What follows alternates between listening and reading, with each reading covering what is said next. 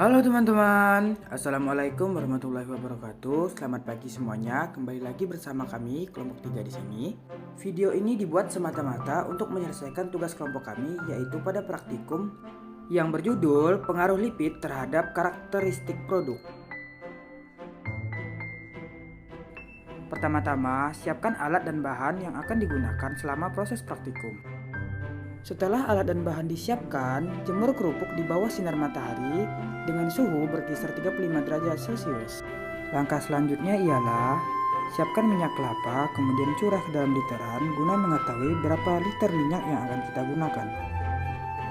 Setelah dicurah ke literan, langkah selanjutnya ialah mengukur volume dan kekentalan minyak menggunakan alat yang namanya viskometer.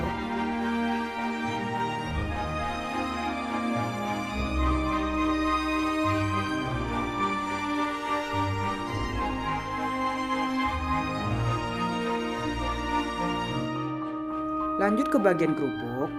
Setelah kerupuk selesai dijemur, ambil kerupuk tersebut, kemudian ukur diameternya. Setelah ditemukan diameternya berapa, kemudian hasilnya jangan lupa dicatat ya teman-teman.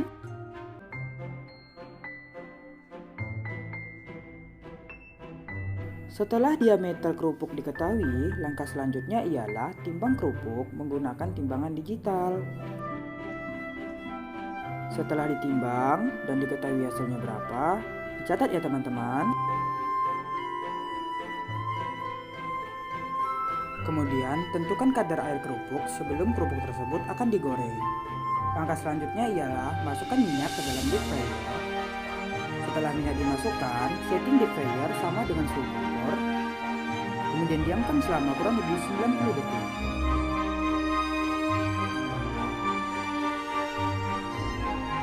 Saat minyak sudah panas, masukkan kerupuk dan tunggu hingga mengembang.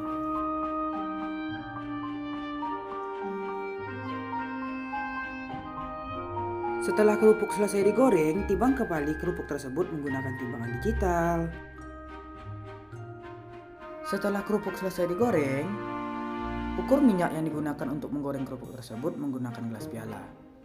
Guna mengetahui susut minyak yang terjadi selama proses menggoreng kerupuk tersebut. Setelah diukur susut yang terjadi pada minyak, langkah selanjutnya ialah mengukur kembali kekental minyak menggunakan viskometer. Langkah terakhir ialah hitung penyusutan minyak, diameter sampel, dan daya serap lemak.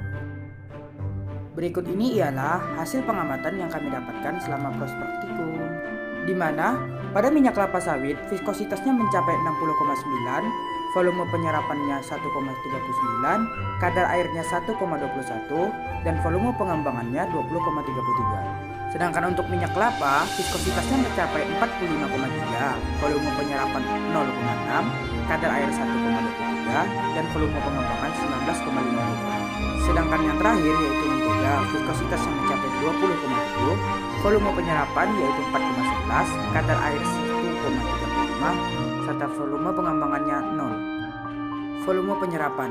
Berdasarkan praktikum yang dilakukan, didapatkan hasil bahwa penyerapan pada perlakuan margarin paling besar dari perlakuan lainnya. Hal ini didukung berdasarkan pengukuran viskositasnya, di mana semakin besar atau tinggi nilai viskositasnya, maka alirannya akan semakin kecil.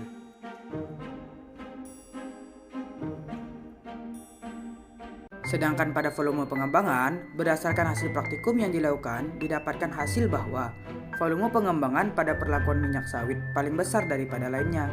Hal ini dikarenakan kadar air yang rendah akan meningkatkan kerenyahan produk.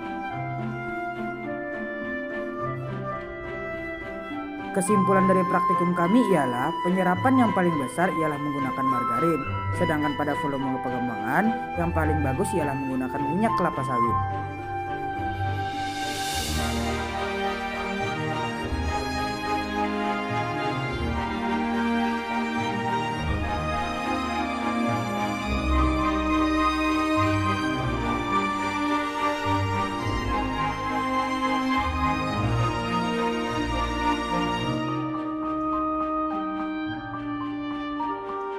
Baiklah, hanya sekian yang bisa kami sampaikan dari praktikum kali ini. Bila ada kesalahan pada laporan kami, tolong berikan saran di kolom komentar ya teman-teman. Jangan lupa like, komen, dan subscribe. Bye bye, see you. Terima kasih telah menonton videonya. Sampai jumpa.